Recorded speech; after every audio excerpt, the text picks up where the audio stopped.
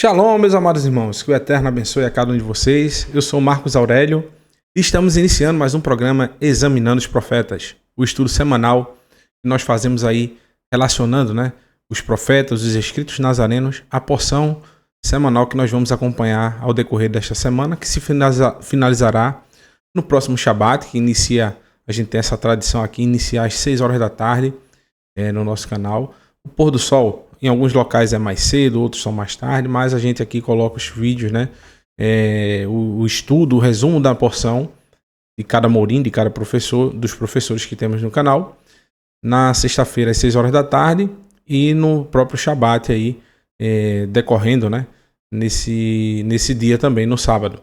Então, aperte os cintos, abra o seu coração, abra também suas escrituras para acompanharmos essa maravilha, essa delícia de porção Hayei Sará. Ou seja, as vidas, mas em tese a vida de Sara, como foi, o fim, a Torá não fala sobre a morte de Sara, mas sim o que ela viveu. E isso é um exemplo para todos nós. E o próprio Mestre Yeshua, quando ele ensina para algumas pessoas que duvidavam acerca da vida eterna, e os Saduquim, os saduceus, e quiseram pegar ele ali numa armadilha, numa caixa de banana, e Yeshua disse que o eterno não é o eterno dos mortos, e sim dos vivos. Por isso que o texto fala justamente sobre a vida de Sara. Porque para o eterno, todos estão vivos. O mundo vindouro já está acontecendo para o eterno. Para nós, ainda estamos presos nesse lapso temporal. Ainda não aconteceu, nem para Abraham, nem para Sara, nem para nenhum dos que morreram. Mas para o eterno, esse momento já está acontecendo. Então, para ele já está vivendo antecipadamente essa delícia.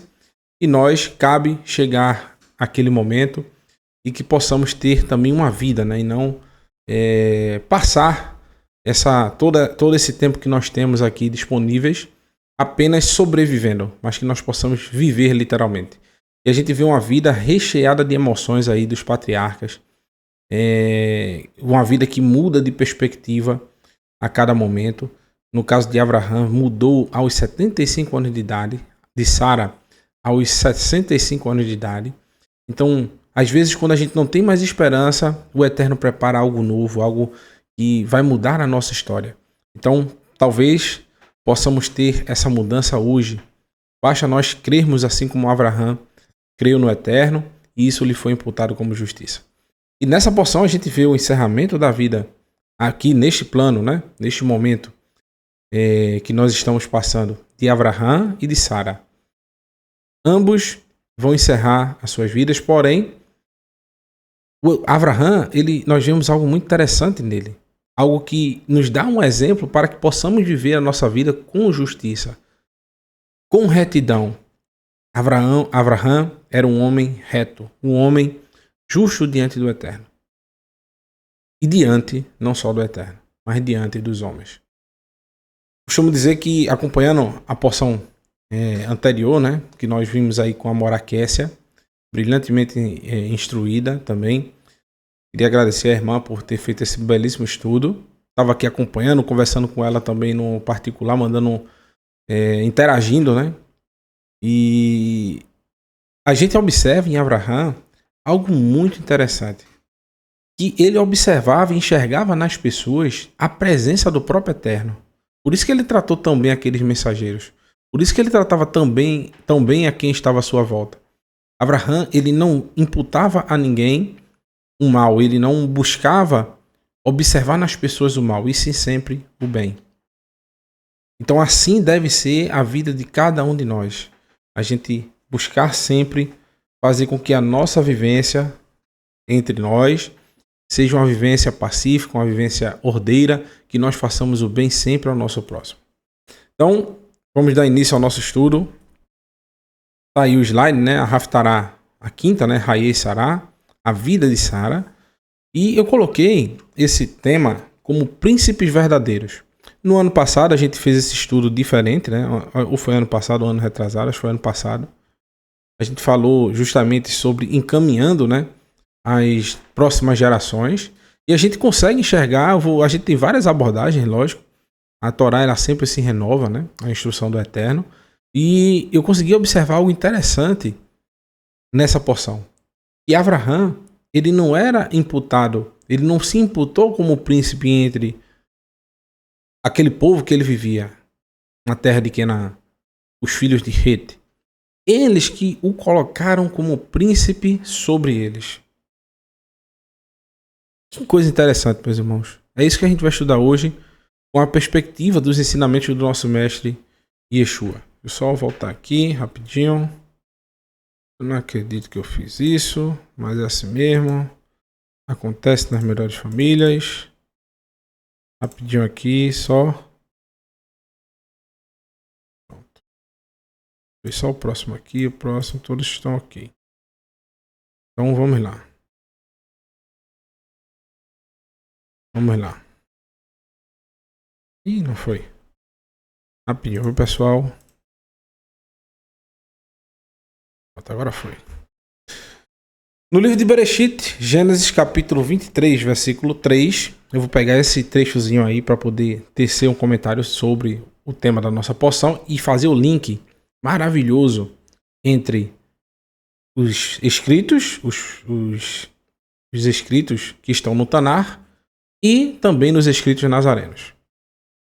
Vaiakan, Abraham, Meel, Pinei, Betor, Vaidaber, El, Binei, Het, Lemor.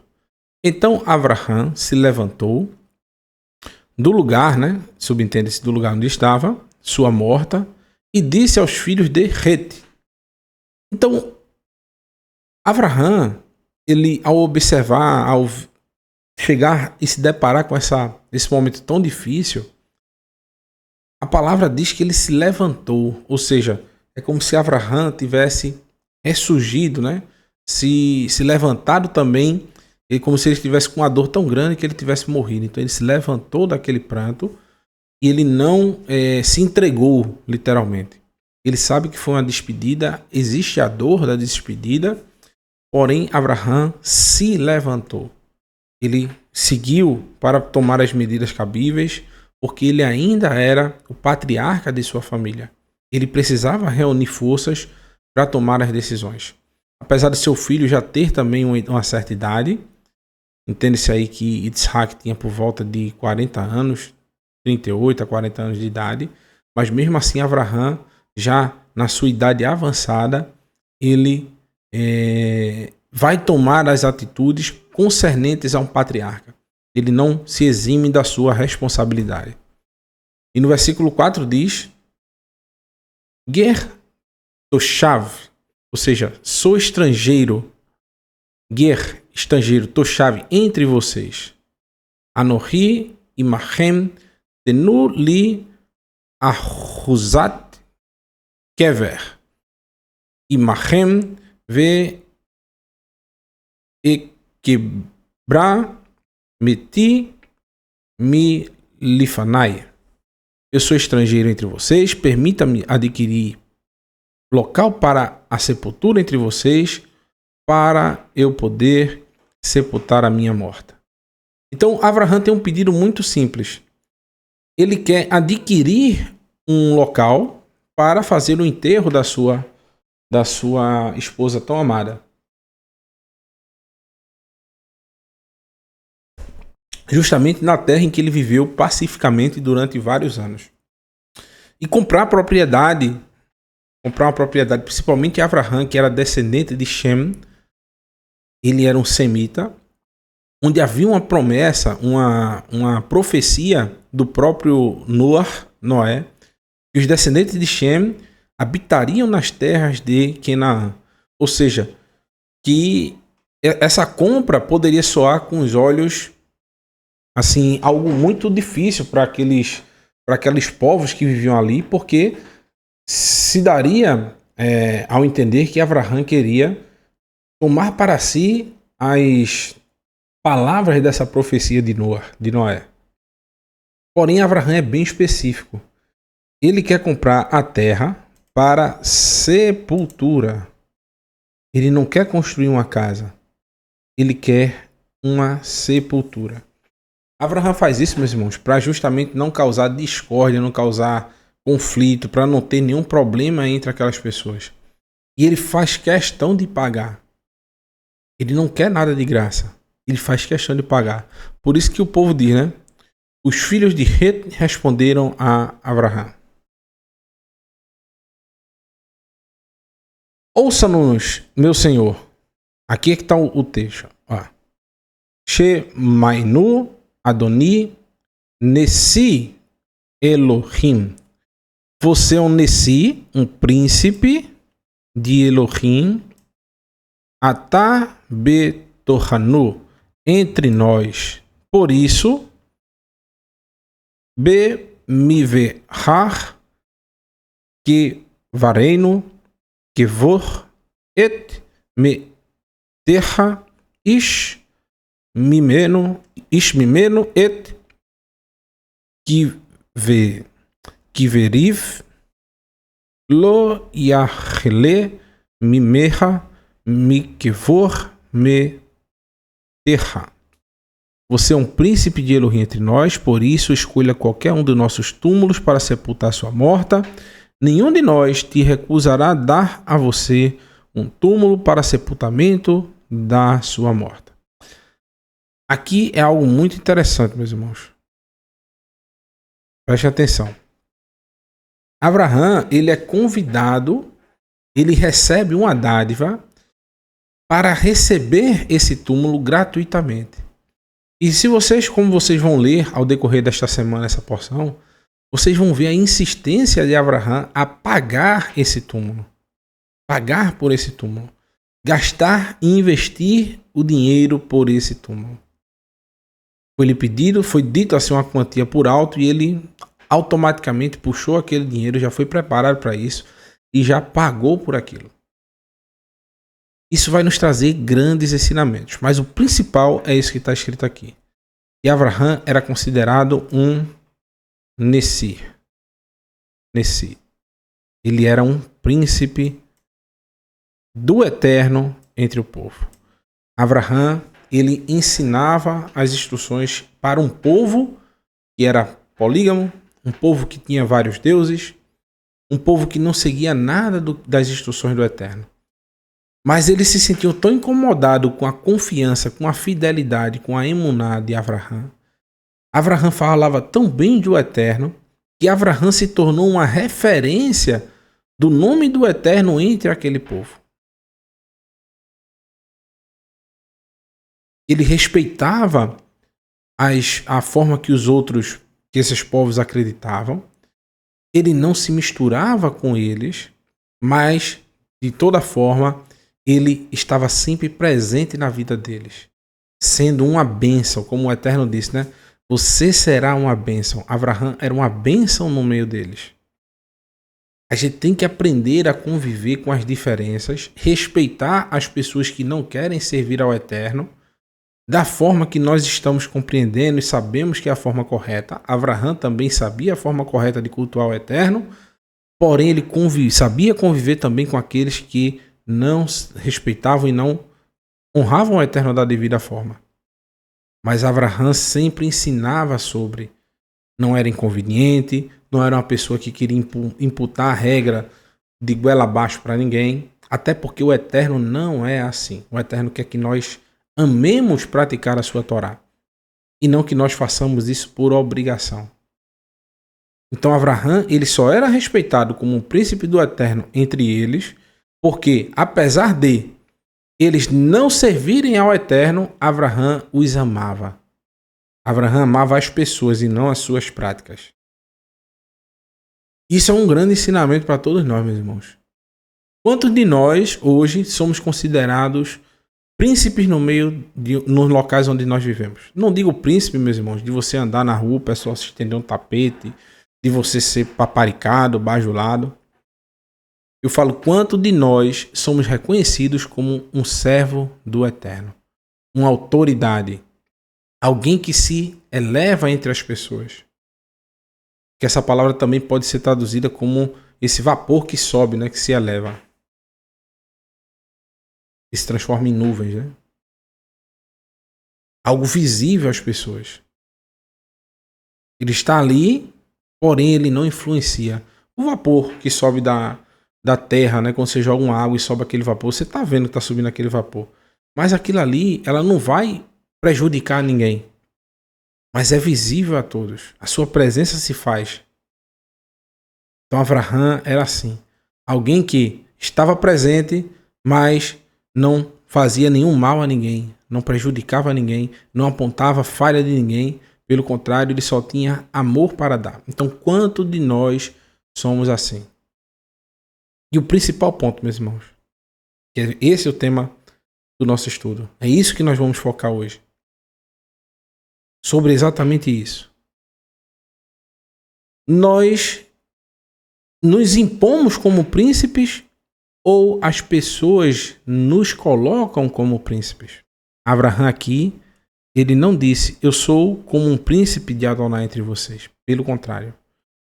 Olha o que o povo disse para Abraham. Ouça-nos, meu Senhor, você é um príncipe de Elohim entre nós. Então, o Eterno, o Abraham, ele falava do Eterno e ele se colocava, a sua presença era imposta não pelo seu falar, mas pelo reconhecimento de quem estava à sua volta. Então, quem de nós é considerado um príncipe do Eterno em meio à sociedade que nós vivemos? E nós vamos ver um exemplo oposto disso. Alguém que se coloca como príncipe. Veja o texto de Melachim, Aleph, 1 Reis, capítulo 1, versículo 1. Diz o seguinte. Ve Hameler David Zakem Ba Bayamim Va Ihassu Ba Begadim Velo Yaham Lo. E o rei Davi envelheceu e os anos lhe tiraram vigor e ele não conseguia se aquecer, nem mesmo quando cobria com cobertores. Ou seja, Davi ficou velho.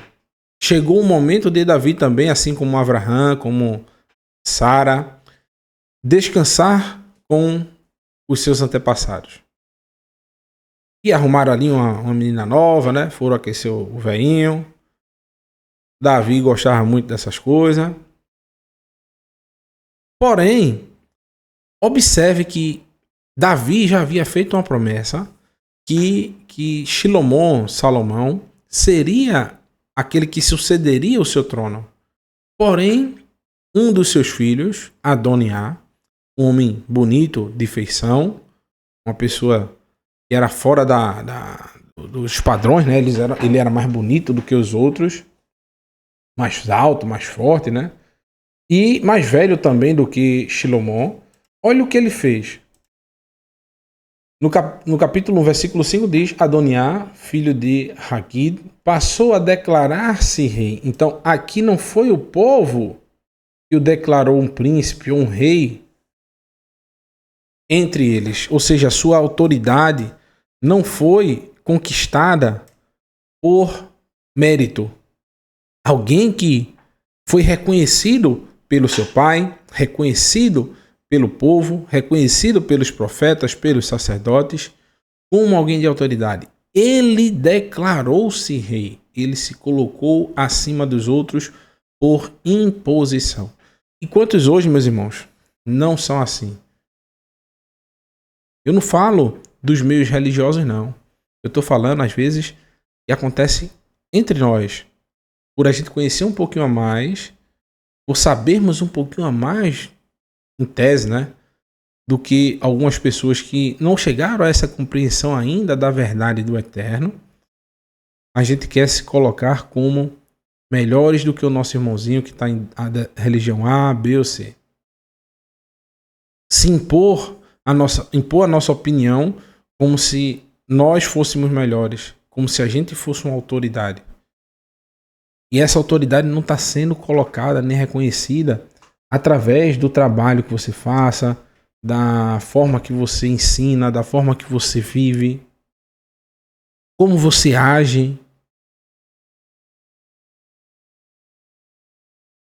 Não está sendo, essa autoridade não está sendo reconhecida pelo teu próximo. E sim está sendo imposta por você ao seu próximo. É o caso de Adoniá. Para isso preparou carruagens, ou seja, ele mesmo preparou as carruagens, cavaleiros com 50 homens para marcharem adiante dele. Então ele preparou toda essa comitiva, ele foi o responsável para marchar, organizar essa comitiva para fazê-lo rei.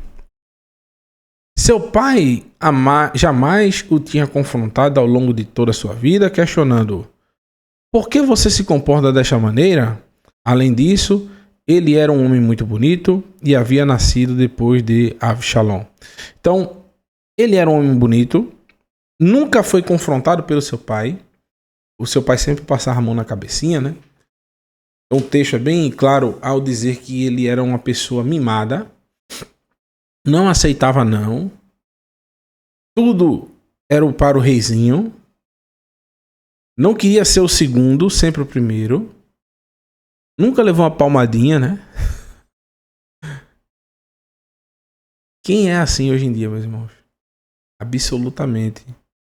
Não vou dizer todos, né? Mas uma grande parte da sociedade hoje colocou na cabeça que as crianças de hoje não podem receber um não.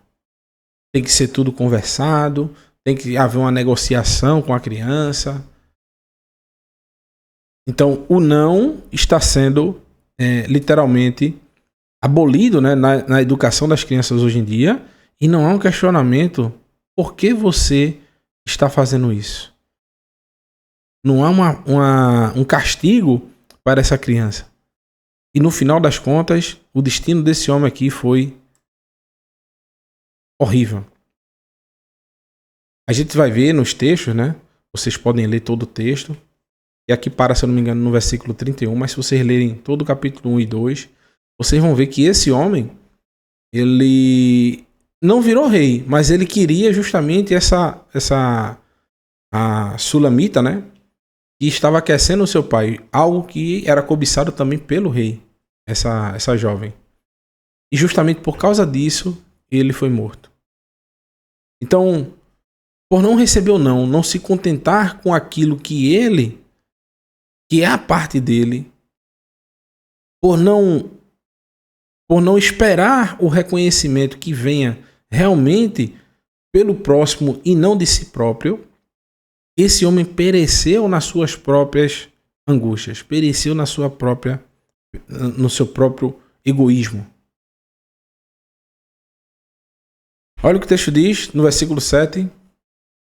Ele fez um acordo com Joabe, né?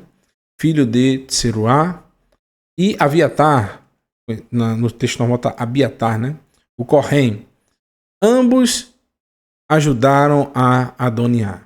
Então, esses dois chefes, né? Literalmente, um era chefe do exército de David, outro um sacerdote, se juntaram a esse plano por causa da imposição desse homem. Eles ficaram temendo: se ele se tornar rei, nós escolhemos o outro lado, ele pode nos punir. Então, por medo, nós vamos servi-lo. Porém, meus irmãos, a gente vai achar algo interessante.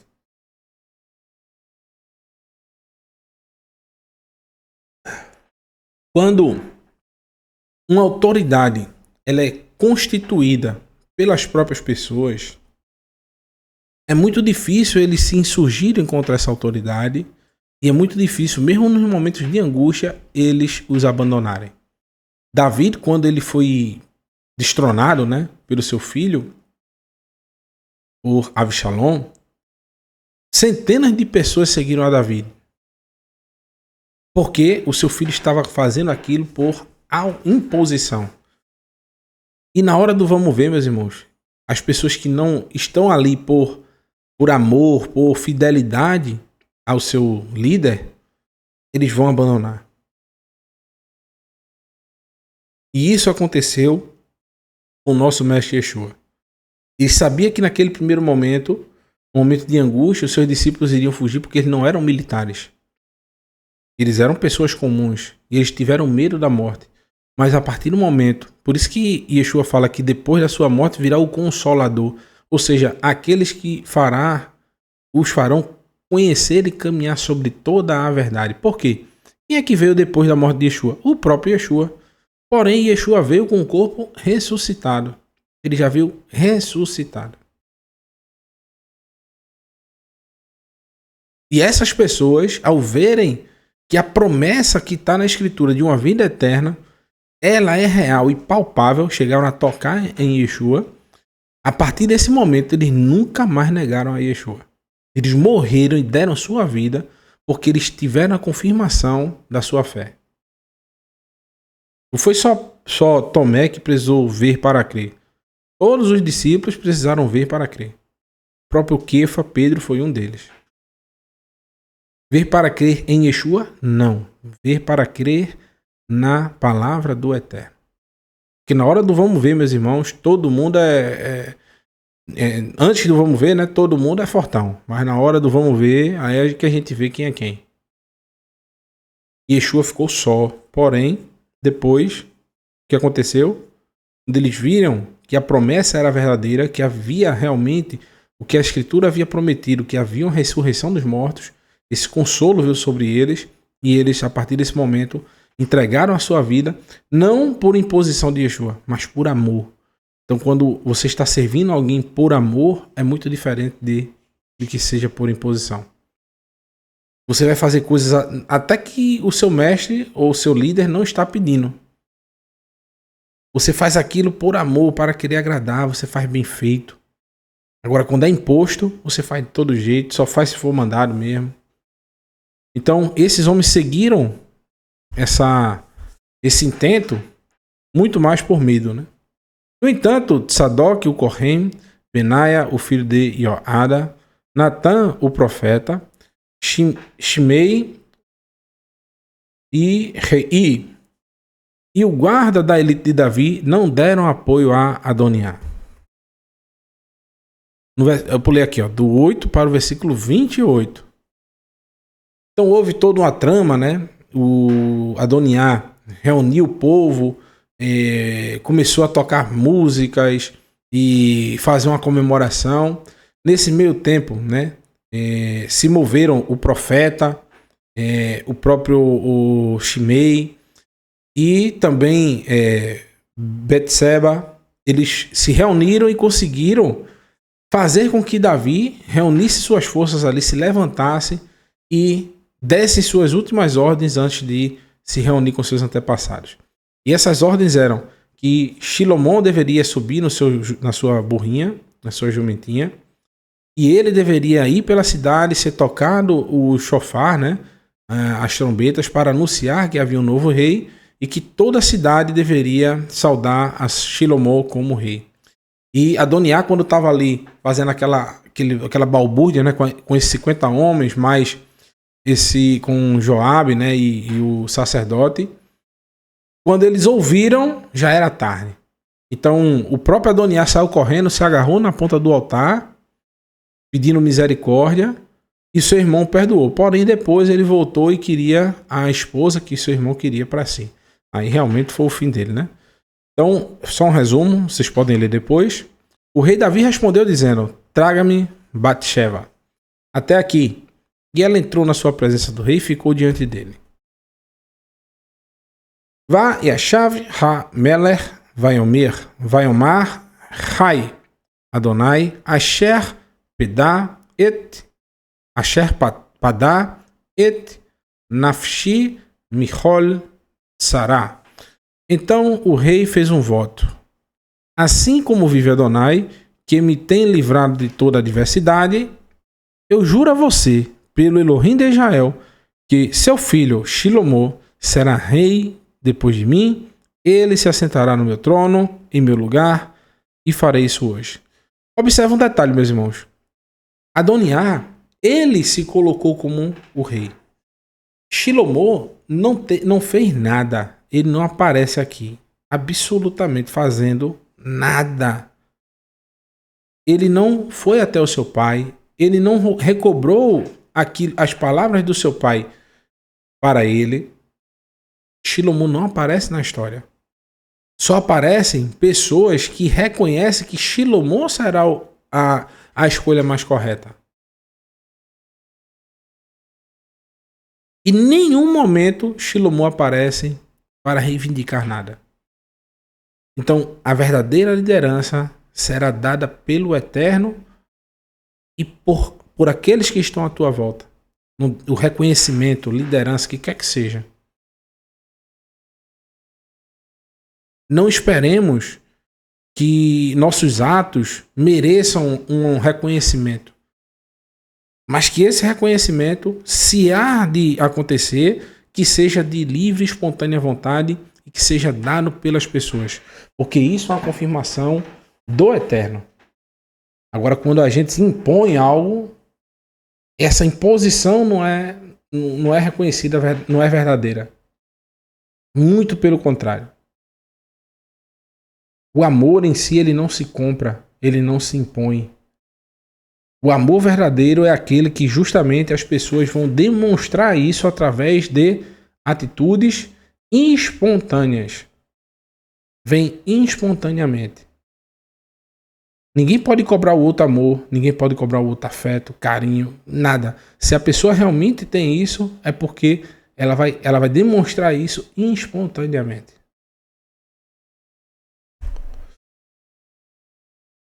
Então, é isso aí, o que o Eterno está falando, Moshe vai falar isso posteriormente, lá no livro de Devarim, que todo o povo de Israel deveria ser uma luz diante de todos os povos. Assim como Abraão era uma luz, não por imposição, mas sim por literalmente reconhecimento através da forma como ele tratava o seu próximo. Olha o que o texto diz. Li madeti ethem hukim u mishpatim ka asher tzvani Adonai Elohai la asot ken bikarev haaretz asher atem baim shama le ristam. Vejam, ensinei a vocês os regulamentos e juízos como Adonai, meu Elohim, me ordenou, para que possam se comportar de acordo com elas na terra em que entrarão com o objetivo de tomar posse dela. Agora, o que é que Moshe está dizendo, meus irmãos? Que Moshe ensinou as instruções, a Torá do Eterno, as instruções que o Eterno passou para ele, como ele me ordenou. Então, Moshe recebeu e passou para o povo. E esse povo deveria justamente passar essa instrução não impondo às nações que estavam à sua volta, mas que essas nações observariam, assim como Abraão. Abraão, ele se fazia conhecer um servo do Eterno não por imposição. Olha o que Moshe diz no versículo 6. Portanto, guardem-nas e sigam-nas. Então todos os povos os considerarão possuidores de sabedoria e entendimento. Então vocês se imporão aos povos como pessoas sábias e entendidas? Não. Então todos os povos os considerarão possuidores. Considerarão vocês. Quando eles ouvirem sobre todos esses regulamentos, eu fiz questão de marcar aqui em vermelho, Kol ha-Hukim, todos os regulamentos. Então, observe um ponto importante, meus irmãos. Moshe está dizendo aqui que nós não seríamos conhecidos por praticar os mishpatim, os juízos, os mitzvot do Eterno, os mandamentos, mas sim essas nações observariam não o que a gente está fazendo de grande com relação à Torá, os mandamentos mais visíveis para o nosso próximo. Observe que o texto está sendo bem claro, que essas nações iriam observar não as coisas máximas, mas sim as mínimas. A Torá, nas divisões das instruções, existem os mandamentos que são considerados mandamentos menores, são os Hukim, os regulamentos do Eterno. São os mandamentos que a gente diz que são sem explicação. Mandamentos que o Eterno pede, mas não dá uma definição exata para a gente.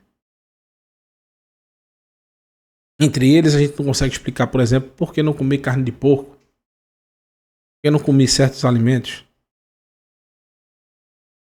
Então, essas nações não vão ficar olhando para você por praticar mandamentos grandes, não. Vai ser justamente nos mínimos detalhes. Ou seja, eles estarão observando se nós seremos fiéis ao Eterno nas coisas mínimas.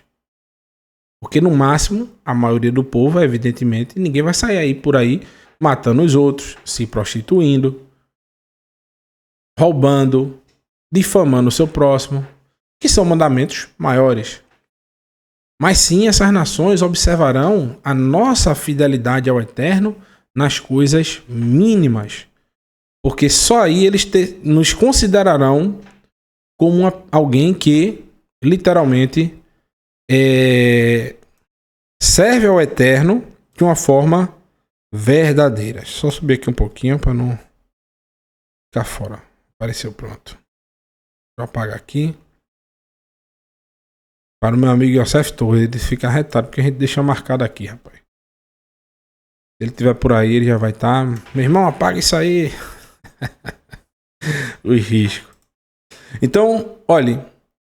Quando eles ouvirem sobre todos esses regulamentos, dirão: esta grande nação é, com certeza, um povo sábio e detentor de conhecimento. Então, o ponto principal é que esses povos considerarão vocês. Ou seja, que não será algo por imposição. Que a gente não deve, literalmente, querer a recompensa dos justos. Se ela tiver de vir, que seja algo que seja dado para nós e não por nossa imposição, nem por nossa busca. A gente deve ajudar o próximo, ao necessitado, fazer o bem ao nosso próximo, sem querer nada em troca. Sem querer uma recompensa por isso. Nunca usar da nossa, como é que eu posso dizer, da nossa influência para, literalmente, pedir favores. Se você tem meios de pagar, você tem meios de fazer com suas próprias mãos, faça, mas não peça. Só peça literalmente em último caso. Porque aquelas pessoas, meus irmãos, que vivem por causa da sua influência, por causa da sua convivência, pedindo sempre ao próximo, aquele que está ali à sua volta, vai chegar um momento que realmente você vai precisar, você vai pedir e a pessoa vai lhe negar. Abraham, mesmo sendo considerado um príncipe entre o povo, ele fez de tudo para pagar porque ele tinha condições de pagar. Ele tinha dinheiro para pagar. Muitas pessoas, por ter influência, dizem: olha, eu queria tal coisa. Quanto é que é? Aí a pessoa diz: não precisa pagar não, meu amigo. Você é de casa. A pessoa tem o dinheiro para pagar, mas diz: não, tá certo, meu irmão. Obrigado, viu? Vai lá e aceita. Eu faço de tudo, meu irmão. Eu particularmente. Eu faço de tudo para pagar. A pessoa às vezes está me devendo, mas tem um prazo para me pagar. E eu tô precisando de um serviço dela, eu vou lá e pago. Depois de algum dia a pessoa vai lá e me devolve o meu dinheiro. É um negócio meio complexo. Porém, a gente não deve usar da nossa influência para justamente ganhar fins lucrativos com isso. Então, a imposição aqui é descartada. Moshe está dizendo que as pessoas observarão e conhecerão se nós somos sábios e entendidos verdadeiramente. Só voltar aqui. Rapaz, eu tinha jurado, rapaz. Eu tinha acreditado que eu tinha feito todo o meu trabalho de casa certinho. Tinha colocado aqui, eu repassei, voltei, olhei, tudo ok. Do nada. Não sei se é assim mesmo, o que é que aconteceu. Mas vamos embora. Só ajustar aqui, pronto. Agora todos estão ok. Yeshua, nos escritos nazarenos, no livro de Lucas, para ser mais exato, a gente vai contar duas parábolas de Yeshua aqui e tentar contextualizar. A primeira é um cara aqui sendo tirado, apontado aqui, sendo tirado de um canto, e já vem outra pessoa e vai se sentar no lugar dele. Aqui tem um cara até com uma lança, né? Mas não é muito o sentido disso aqui não. Então esse homem está apontando para ele, tirando o rapaz daqui, né? E vai vir outro e sentar no seu lugar. Aqui eu acho que são um casal de noivo, né? Acho que essa imagem era para outra parábola, mas não para essa que eu vou ensinar. Mas aqui esse está sendo tirado e outra pessoa vai se sentar neste lugar dele aqui, ó. Desse homem aqui. Deixa eu só clarear aqui a imagem para vocês. Pronto. Agora. No livro de Lucas, capítulo 14, versículo 7, diz o seguinte: Quando notou como os convidados escolhiam os melhores lugares à mesa, contou-lhes uma parábola. Então Yeshua foi convidado para uma casa de um certo homem, um parush, né?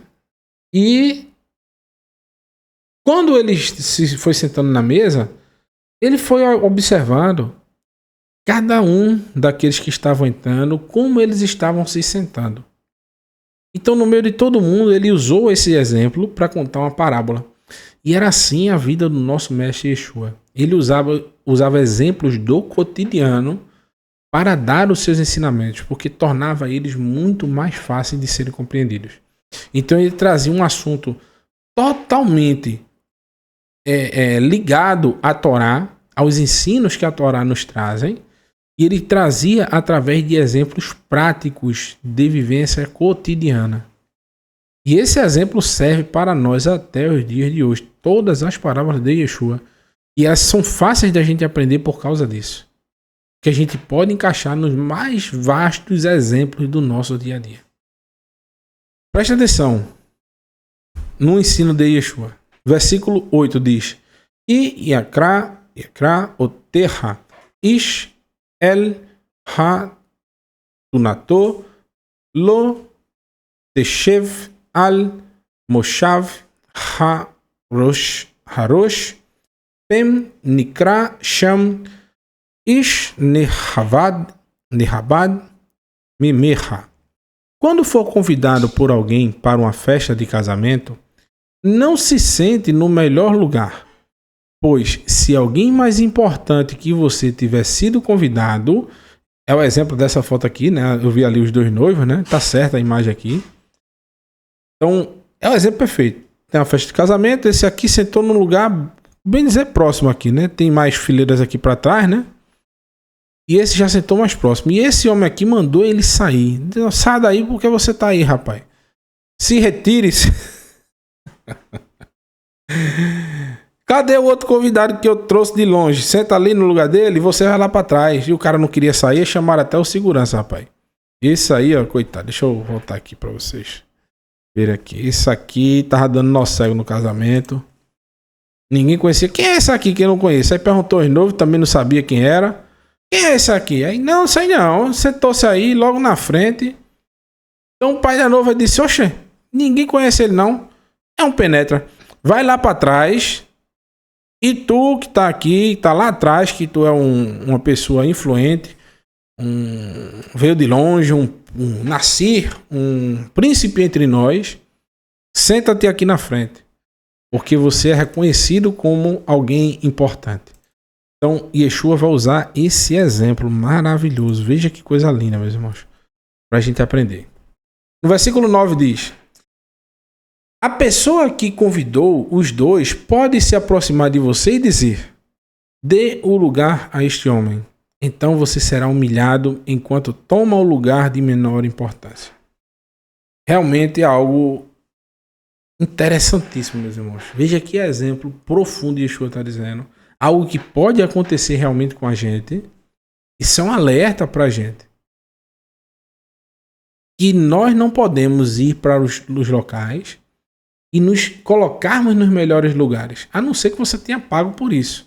Num show, você escolheu o melhor lugar, não é possível que você vai lá para trás, né? Tá com condição, meu filho? Paga o show, vai lá para frente, tá certo. Tem um lugar marcado, fique no seu lugar. Porém, se for numa ocasião que você foi convidado, sempre vá para o fundo, para o local. Se torne visto, né? Pela pessoa, mostre que você compareceu àquele evento. E se aquela pessoa que te convidou quiser te dar um lugar de honra, que seja dado pela pessoa e não que seja imposto. Aqui esse homem tentou se impor literalmente como alguém de conhecimento, alguém de reconhecimento, mas na realidade ele não era alguém tão importante assim. Ele foi retirado. Isso é uma grande humilhação.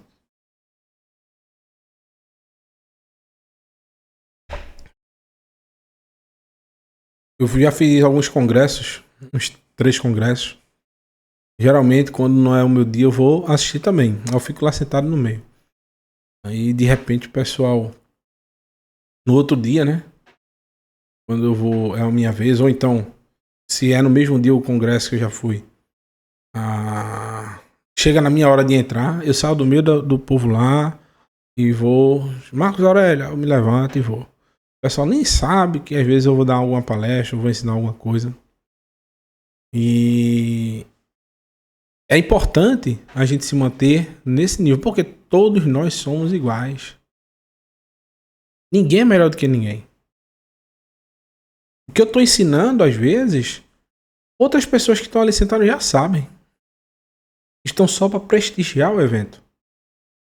Do mesmo jeito que às vezes tem professores que vão dar um ensino, eu não deixo de assistir. Eu fico sentado e observo, anoto. Às vezes o que ele está ensinando eu já sei, mas eu vou estar ali presente. Eu vou fazer no final meu comentário, se for possível, dando a minha contribuição para o ensino da pessoa. Não querendo aparecer melhor do que os outros. Se eu me pedir a minha opinião, minha humilde opinião sobre qualquer tema, se eu não souber, eu vou dizer, eu não sei. E gostei de ter aprendido. Se eu já sabia, eu não vou dizer que eu já sabia. Eu vou dizer, muito bom teu estudo, uma maravilha, muito interessante teu argumento sobre tal e tal tema. Vou dar também a minha contribuição. Então todos nós somos chamados mesmo para sermos humildes. Assim como Abraão. Aquele que quiser se impor, meus irmãos, vai ser humilhado. No capítulo 14, versículo 10 diz, em vez disso, quando for convidado, vá e sente-se no lugar de menor importância. De forma que, quando vier aquele que te convidou, diga a você, passe para um lugar melhor. Então você será honrado na presença de todos que se sentam à sua volta. E aqui, no final, olha o que Yeshua diz, pois todo aquele que se exalta na sua soberba será humilhado. Preste atenção. Quem se exalta na sua soberba será humilhado. E o humilde de mover, ou seja, esse que tem o ruar humilde, a pessoa de um mover, né, que tem um espírito humilde, será exaltado. As mesmas letras, meus irmãos, que formam a palavra príncipe aqui, justamente formam a palavra aqui igacê. Só muda o iud, né, que está no início, e esse que está no final. Então, aquele que é exaltado é aquele que é um príncipe, é um vapor ascendente. Aquele que está ali, ele é reconhecido, mas ele literalmente não vai... ele vai estar presente, mas ele não vai forçar ninguém a nada. Você só vai ser elevado também se você quiser. Então, essa é a nossa função entre a sociedade. Ser uma luz. Yeshua nos disse, ninguém pode colocar uma luz debaixo do velador. Antes se coloca... no alqueire, perdão. Antes se coloca no velador, para que todos possam ver. Ninguém pode esconder uma cidade edificada, a luz de uma cidade. Ou seja, nós temos que ser esse farol que ilumina o mundo, meus irmãos. As pessoas têm que olhar para nós, assim como disse Moshe, e reconhecer em nós até os mínimos mandamentos da Torá. E que esse reconhecimento não seja nosso próprio. A gente sempre não pode nunca se achar melhor do que ninguém. Pelo contrário, nós sempre estejamos humildes, ou seja, aquele que se humilha, a pessoa que diz, não, eu não sou significante para essa festa aqui não, vou me sentar aqui atrás. E se alguém te chamar, estás no lucro. Mas se não te chamar, estás no lucro também. Só estar na festa já é um grande presente. Muita gente não se contenta em estar na festa. Tem muita gente, meus irmãos, que está esperando ser reconhecido pelo próprio Yeshua. Como aqueles filhos de Zebedeu, parece. Que um queria sentar-se à direita e outro à esquerda no reino de Yeshua. A mãe foi pedir a Yeshua, né? Olha, Senhor, promete-me que no teu reino, um se assentará à tua esquerda e outro à direita. Aí eu pergunto, imagine esses dois filhos de Zebedeu, um sentado à esquerda e outro à direita de Yeshua, passando na frente de Abraão, de Isaac, de Jacó, de Davi, de Salomão, dos profetas, de Daniel, de Noé, de Adam, nosso pai de abençoada memória, passando na frente de todos esses homens, de Hanor, de Enoque, de Eliarro, de Yohanan, João Batista, Yohanan Ramatbil, pessoas que são conhecidíssimas e que Moshe, como esquecer dele, de Moshe, Eliarro e Moshe estavam ali na transfiguração de Yeshua, uma à direita e outra à sua esquerda, e tá os filhos de Zebedeu querendo passar na frente deles, ou seja, impondo a sua presença, uma à direita e outra à sua esquerda. Tem gente, meus irmãos, que estão na mesma vibe aí. Não só querendo estar no reino, mas literalmente querendo estar na mesa com Yeshua. A gente tem que se contentar, meus irmãos, em ser um varredor de rua no reino de Israel, no reino do Eterno. Não sei nem se vai ter, mas se tiver essa posição, eu quero ser. Não desmerecendo os garis, nem nada.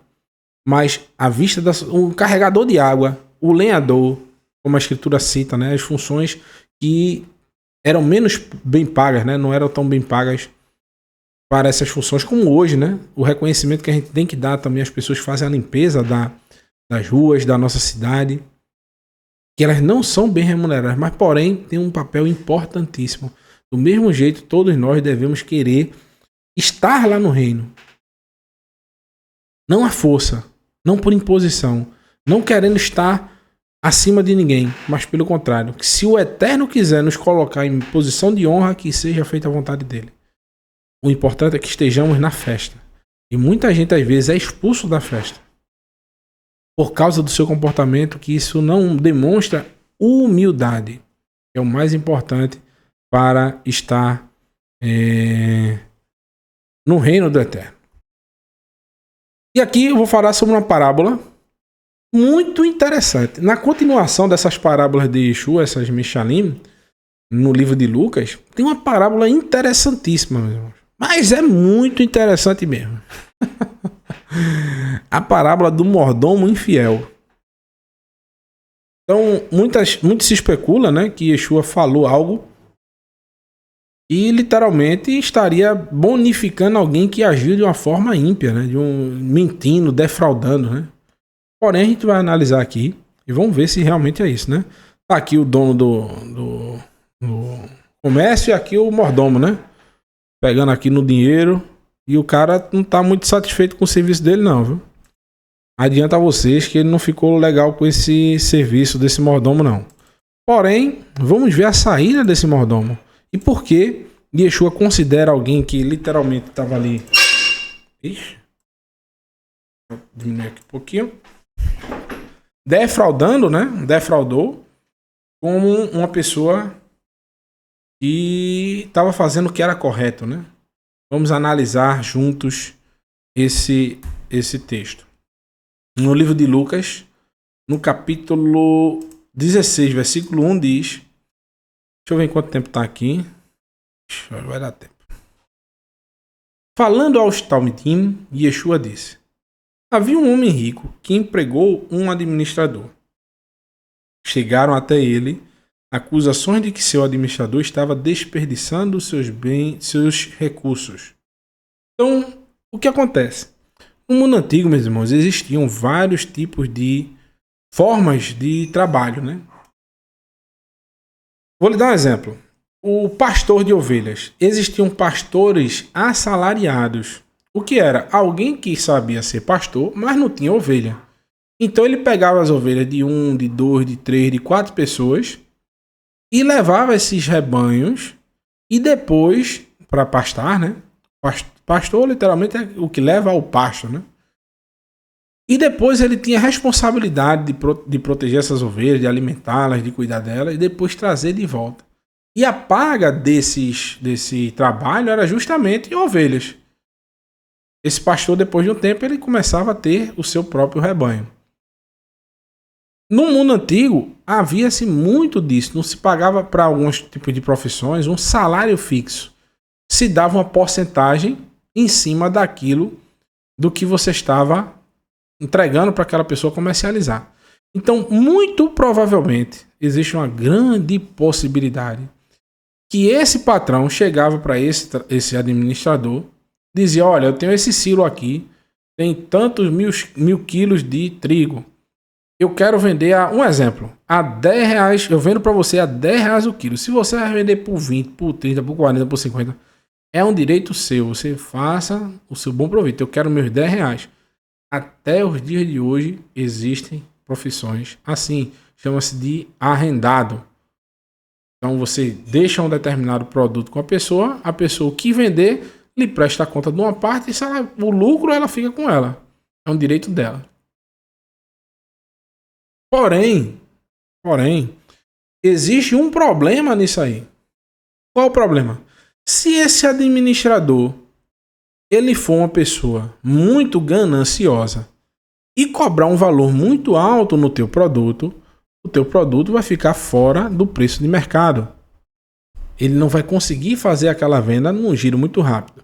E quando se trata de produtos perecíveis, por exemplo, trigo, azeite, cevada, o que quer que seja, eles têm a sua validade. E se você bota um preço muito alto, lei da demanda e da oferta, o que é que vai acontecer? Aquele produto vai ficar na prateleira e vai estragar. Então, muito provável que esse desperdício de bens aí era justamente porque esse administrador estava cobrando um valor muito alto nos produtos. Ele queria uma comissão muito gorda. Ele colocou um sobrepreço acima desse produto muito alto. E fazendo esse homem, esse empresário aí, esse patrão, desperdiçar os seus bens, literalmente. Porque ia estragar e ninguém ia conseguir fazer nada, né? Então, uma das vertentes que a gente pode analisar essa parábola é justamente nisso. Por isso que Yeshua não precisa explicar muito. Porque existia esse costume no território de Israel.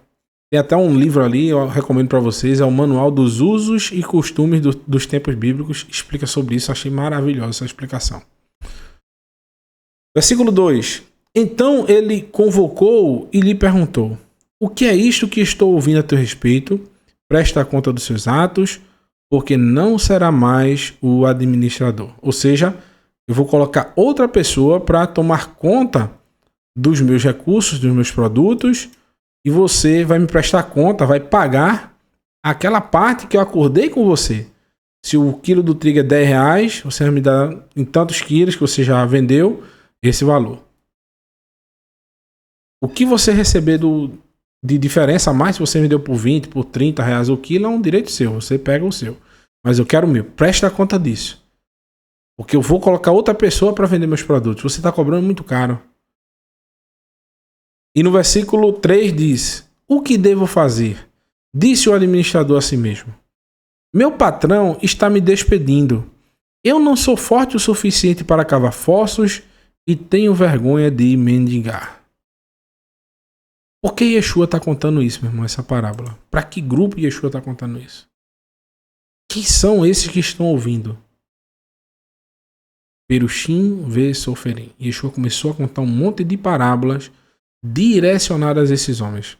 Logo no capítulo 15 a gente viu Yeshua contando a maravilhosa parábola do filho pródigo. Logo após essa parábola vem essa parábola aí do administrador infiel. Quem era aquele que ficou? Os dois reinos do sul, 2 tribos e meia, né? 2 reinos não, perdão, as 2 tribos e meia, que era a tribo de Judá, que ficou, estava se resmungando contra aqueles que estavam voltando, que as 10 tribos perdidas da casa de Israel, que representavam o filho pródigo, que estava voltando. E o Eterno diz, olha, meu filho, eu te dou de tudo. Tudo que é meu é seu. Você deveria se alegrar com a volta do teu irmão. É uma das parábolas que Yeshua faz para recriminar o sentimento que os perushim tinham de inveja e de raiva pela volta das 10 tribos perdidas. Eles estavam de braços cruzados. A tradição enterrou esse projeto, esse plano do Eterno de trazer de volta os dispersos do Reino do Norte. João capítulo 7, 35. Eu sempre cito esse texto.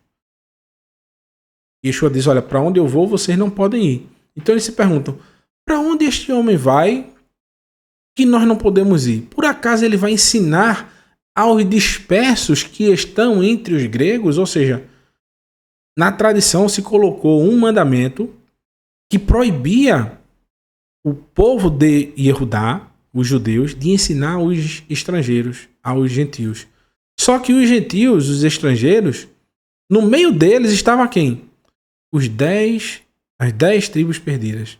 Tanto que na carta de Pedro, na carta de Yaakov, nas cartas de Pedro, né, de Kefa, nas cartas a Yaakov, o próprio ministério de Shaul Hachalia fala justamente que estão se direcionando a essas 10 tribos perdidas entre as nações. Pedro fala lá no início da sua carta.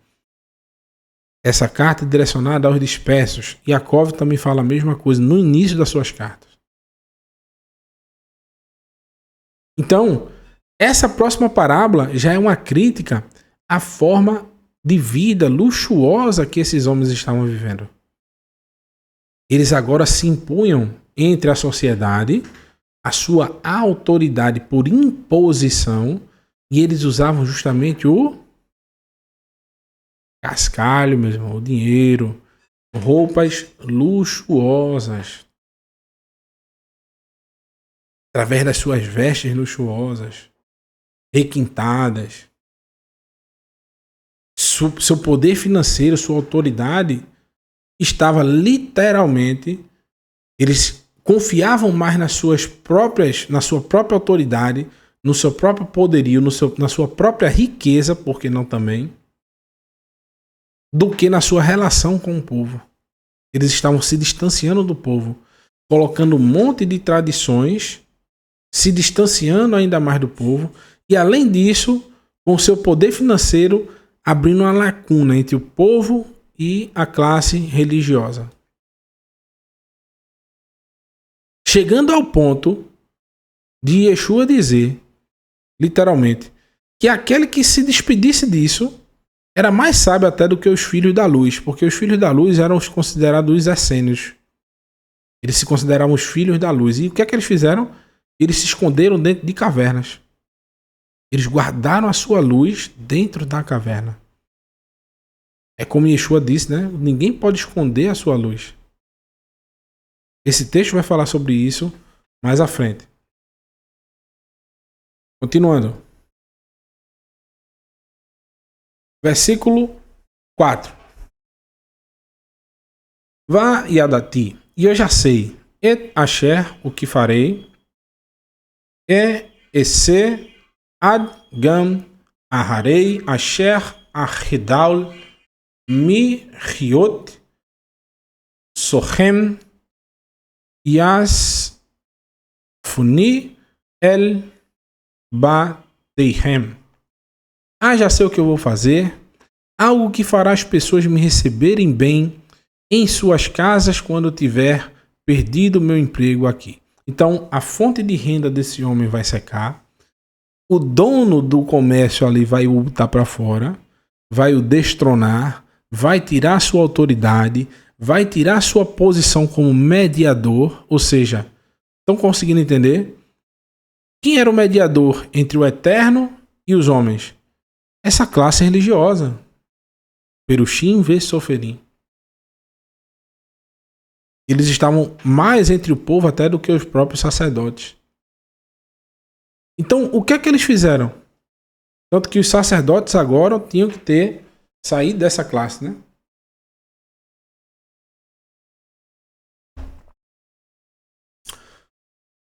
Tinha que ser um levita, mas que saía dessa classe aí dos perushim. Qual é o detalhe mais importante aqui, meus irmãos? Que Yeshua está alertando que chegaria um momento que o Eterno iria retirar essas pessoas de seu poder, de sua autoridade de estar ali, responsáveis por negociar o quê? O que representa esse alimento aí? Estava sendo negociado. Trigo e azeite. O que representa? A gente vai ver que era trigo e azeite. O azeite representa a fé e o trigo é aquilo que sustenta, o pão que alimenta. Ou seja, esses homens seriam retirados dessa alimentação espiritual, essa alimentação do mover do Eterno. Esse administrador seria colocado para fora. Justamente, Yeshua está alertando para que uma nova ordem, uma nova classe, uma nova perspectiva iria surgir, que era justamente os ensinamentos do próprio Yeshua.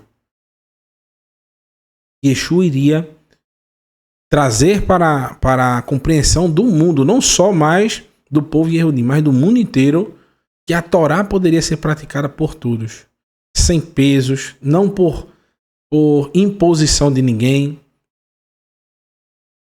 A liderança verdadeira seria feita agora por amor e por reconhecimento das pessoas e não por uma imposição. Porque os perushim e soferim, eles usavam da sua posição para literalmente sufocar as pessoas. E Yeshua chegou a dizer, né? Vocês quando fazem um prosélito, o transformam 2 vezes mais filho de Satanás do que do próprio Eterno. Versículo 5. Então chamou cada um dos devedores do seu chefe e disse ao primeiro: quanto você deve ao meu chefe? Ou seja, preste atenção. Lembre do que eu disse. Se o chefe pediu 10 reais no trigo, esse homem, um exemplo, estava vendendo por 20. Certo? Então, na realidade, quanto é que esse homem devia para o chefe? 10 reais. Quanto era o lucro desse homem, do administrador? 20. Era 10 reais também, né? Porque pagaria 10 ao dono do produto e 10 ficaria para ele. Então, o que é que esse homem está dizendo? Você está devendo quanto no total? Estou devendo 20, é o cara disse. Um exemplo, né? Vamos lá, aqui o texto, né? 3.000 litros de azeite eu estou devendo. Respondeu ele: tome de volta a sua nota. Ele disse: rápido, sente-se e escreva aí 1.500 litros. Ou seja, esse administrador estava cobrando o dobro. Então, esses 1.500 litros, basicamente, que ele iria pagar mais seria de comissão do administrador. Então, ele está dizendo: risca, eu não vou querer receber esse dinheiro. Pague só o que você está devendo ele lá, tome. Você é meu amigo, meu irmão. Vá-se embora. Eu estou saindo daqui, eu não vou querer mais lucro disso aqui, não. Pague ele lá e tá tudo certo. Ele abriu mão do seu lucro. Para fazer o quê? Para ganhar um cliente, um amigo. Para que essa pessoa se lembre bem dele, dizendo: naquele momento que ele estava saindo, ele se lembrou de mim e ele me ajudou. Ele não fez questão de fazer o melhor que ele podia para mim, de me ajudar. Então, no momento que ele precisar, eu também o ajudarei.